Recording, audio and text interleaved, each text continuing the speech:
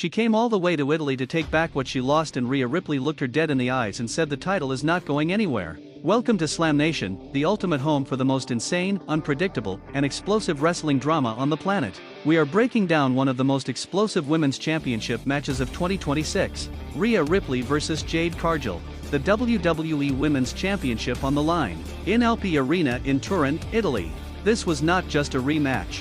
This was a reckoning. This was Jade Cargill attempting to rewrite history, erase the humiliation of WrestleMania 42, and crown herself a two-time WWE Women's Champion on one of the biggest stages of the year. And it almost worked. Let's rewind to WrestleMania 42, because you cannot understand the fury Jade Cargill brought to Turin without going back to where this rivalry truly ignited.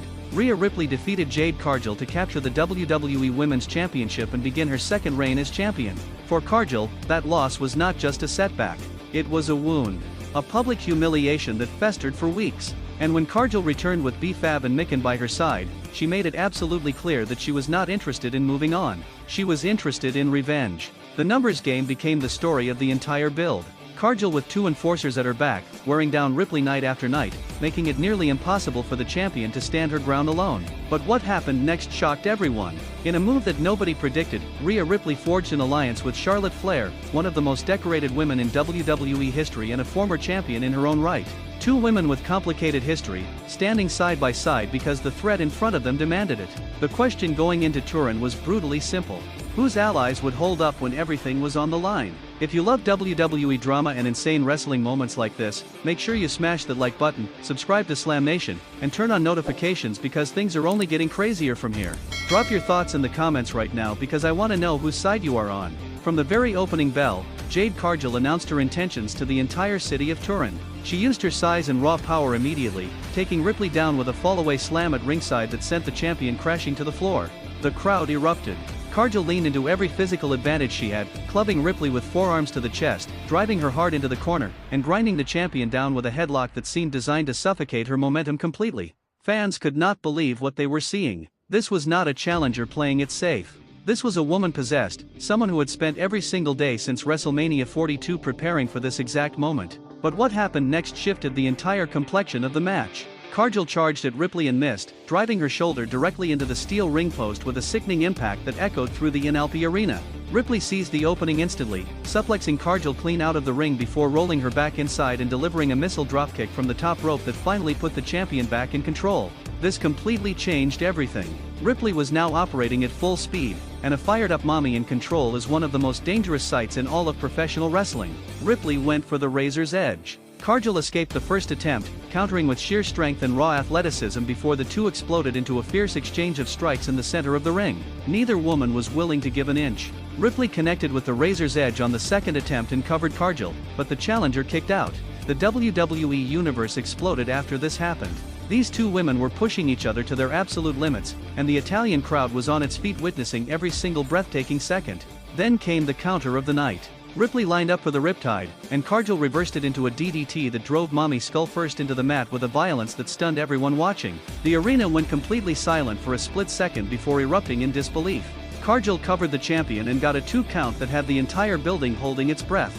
Nobody expected this moment. Cargill then hit a sit-down powerbomb for another near-fall, and the commentary team said out loud what everyone watching was already thinking. They were witnessing the maturation of Jade Cargill happening right in front of their eyes, in real time, on one of the biggest stages of the year. Cargill climbed to the top rope looking to finish it entirely, but Ripley caught her in midair and launched her across the ring with a thunderous superplex that shook the canvas and sent both women crashing down. The crowd was electric. Ripley crawled toward the challenger, sensing the finish was close. And just when it looked like Mommy was about to close the chapter on this rivalry once and for all, things became even more chaotic at ringside. Micken and B-Fab hit the floor. The two enforcers came charging down the ramp exactly when their boss needed them most. Ripley had just connected with the riptide, the cover was down, the referee was counting, and B-Fab slid across the canvas and shoved Jade Cargill's foot directly onto the bottom rope. The referee had no choice but to stop the count. The match continued. The NLP arena erupted in pure fury. Cargill was saved by the numbers game she had been relying on for months, and the smirk on B-Fab's face said everything. They believed they had just stolen the championship for their boss. But then Charlotte Flair emerged from the crowd. And this is where Turin became absolutely unforgettable. Flair did not walk down that aisle. She did not make a composed, calculated entrance. She vaulted over the barricade from inside the crowd and launched herself onto B-Fab and Micken with a crossbody that sent both women slamming into the floor outside the ring. The Queen had arrived, and she had brought every ounce of fury she had been storing since this entire situation began. Flair grabbed Micken first, hurling her into the barricade with enough force to rattle the entire ringside structure. Micken hit the steel hard and crumpled to the floor. Flair did not pause, did not hesitate, and did not show a single moment of mercy. She turned immediately to B-Fab, who tried to get back to her feet and found Charlotte Flair already standing over her. Flair picked her up and drove her into the ring apron backfirst, the impact drawing a massive reaction from the Italian crowd who had been watching Cargill's hired muscle cause chaos for far too long. Then Flair launched B-Fab into the barricade a second time just to make absolutely certain the message had been received. B-Fab and Micken had come to Turin with a plan. Charlotte Flair dismantled the plan with her bare hands in less than 60 seconds, and the crowd absolutely lost their minds watching it happen. Things became even more chaotic inside the ring at the exact same moment. Cargill, seeing her backup getting destroyed at ringside, channeled the desperation of the moment and hit her jaded finisher on a temporarily disoriented Ripley. The cover was down. The arena held its breath. Ripley barely kicked out, and the look on Cargill's face shifted from confidence to panic in an instant. And then Charlotte Flair, still standing at ringside amid the wreckage of B-Fab and Micken sprawled out on the floor, reached calmly into the ring and placed Ripley's foot on the bottom rope to stop a subsequent pinfall attempt, returning the exact favor that B-Fab had tried to steal minutes earlier. Turnabout is fair play. The crowd could not process the symmetry of what they were witnessing. The same tactic that Cargill's crew had used to extend the match was now being used against them, and it was Charlotte Flair delivering the poetic justice. The match hung on a razor's edge with both women running on pure adrenaline. Ripley pulled herself up using the ropes, her eyes locked onto Cargill with the kind of focus that only a true champion carries. She lined up the Riptide one final time, and this time nothing and nobody on earth was going to stop it. Ripley hit the Riptide clean in the center of the ring. The referee counted 3. Rhea Ripley retains the WWE Women's Championship. Mommy is still the champion. Still the Eradicator. Still the most dominant force in the women's division after surviving the most chaotic and unpredictable match of her entire second reign. B-Fab and Micken came to Turin with a mission. They failed spectacularly, got their bodies broken on the floor outside, and handed Charlotte Flair the biggest spotlight of her return in the process. In trying to secure the championship for Jade Cargill, they became the reason the plan unraveled completely. But the story that has the entire WWE universe buzzing is not about what B-Fab and Micken did wrong. It is about what Charlotte Flair did next. As Ripley stood tall in the center of that Italian ring with the championship raised high above her head, Flair stood at ringside watching with an expression that carried far more complexity than simple satisfaction. She had just saved the championship.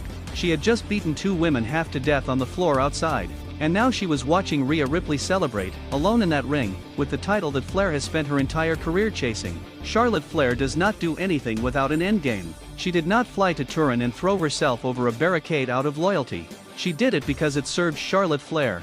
And the moment Ripley no longer needs her protection, or the moment the Queen decides the championship would look far better around her own waist, this alliance will detonate without a single second of warning. Rhea Ripley is still the champion. Charlotte Flair is standing directly in her orbit with ambition written all over her face. And Jade Cargill leaves Italy without the title she crossed an ocean to reclaim, forced to watch her 2 most trusted allies get dismantled by the very woman her champion brought to Turin as backup. The women's division is sitting on a powder keg right now. And the fuse was lit in Turin. If this breakdown had you on the edge of your seat, smash the like button right now, subscribe to Slam Nation, and share this video because we are just getting started. Drop everything in the comments below. Is Rhea Ripley truly untouchable as WWE Women's Champion? Is Charlotte Flair about to turn on the alliance the moment it suits her? And is Jade Cargill coming back with a fury that makes everything we just witnessed look like a warm-up? The most explosive chapter of Mommy's reign has not arrived yet. But after what happened in Turin, it is closer than anyone realizes.